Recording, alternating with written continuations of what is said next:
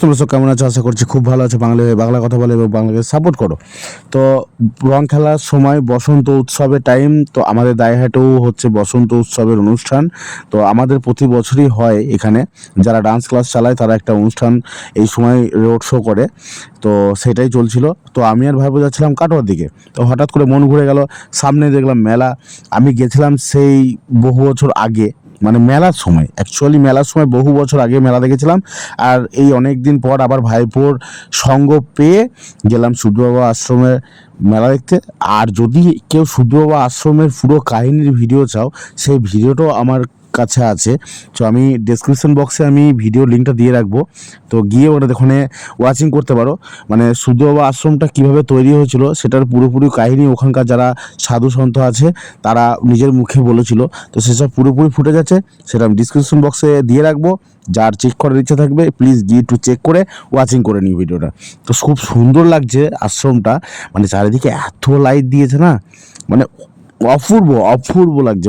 মানে সুন্দর বলাটা হয়তো কম হবে, অপূর্ব লাগছে। দেখো কত মানুষ, যারা মানে এই মেলাটা, গোটা মেলাটা কাটিয়ে তারপরে বাড়ি যাবে। যেরকম আমাদের অগ্রদীপ মেলা হয়, আগড়া বসে, এখানে আগড়া বসে না, বাট মানে প্রতি দূর দূর থেকে মানুষ এসে এরা এখানে এইভাবে বসে অনুষ্ঠান কমপ্লিট করে তারপর তারা বাড়ি যায়। তো এখানে হচ্ছে সূর্য বাবা আশ্রমের নিচে হচ্ছে সূর্য বাবার সমাধিস্থান, যেটা হয়তো বহু মানুষ জানে না, যারা নতুন আছে তারা জানে না, ওই জন্য সেরকমভাবে ভিড় হয় না। বাট আমরা জানতাম, তাই আমরা বাসের তলা দিয়ে মাথা নিচু করে ঢুকে পড়লাম সেই সমাধিস্থানে। তো ওখানে মানে সূর্য বাবার সমাধিস্থানটাকে দর্শন করে প্রণাম করে বেরিয়ে এলাম মেলার দিকে। তো মেলার দিকে যাওয়ার সময় দেখলাম জুসের দোকান। ভাই বললো জুস খাবো, তো শুরু হয়ে গেলাম, দুজনে মিলে জুস খাওয়া থেকে শুরু হয়ে গেল।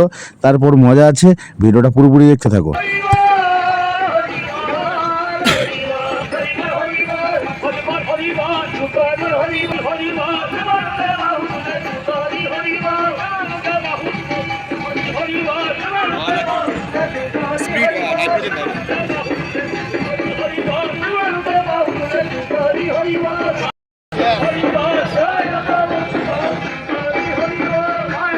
তো এখানে দেখো আমার ভাইপো কি বলছে, সবাই গড় করে শুনবে কথাটা, ঠিক আছে? আর ভাইপোকে কমেন্ট বক্সে একটু উত্তর দিয়ে যাবে। আমরা গরিব মানুষ, আমাদের কাছে 20 টাকা দেওয়ার মতন সামর্থ্য নেই। কেউ একটু দয়া করে আমাদের 20 টাকা দিন, তাতে আমরা একটু দেখতে পারি ভূত। এখানে করেছিল একটা ভূতিয়া ঘর, তো ভাইপো ওই জন্য বলছিল যে কেউ 20 টাকা দাও তাহলে ভূত দেখবে ভাইপো। তো ছাড়ো ভাইপোর কথা, ভিডিওটা কেমন হয়েছে একটু লাইক কমেন্ট করে দিও, আর কমেন্ট করে বলো ভিডিওটা কেমন হয়েছে। আর তো হোলির সেকেন্ড পার্ট আসতে চলেছে, ভাং বানাবো, সকাল হোলি ভাং বানাবো, সেসব পুরোপুরি ফুটেজ দেবো, দেখতে থাকো, মজা নিতে থাকো। Tata bye bye, next part নিয়ে আবার আসছি।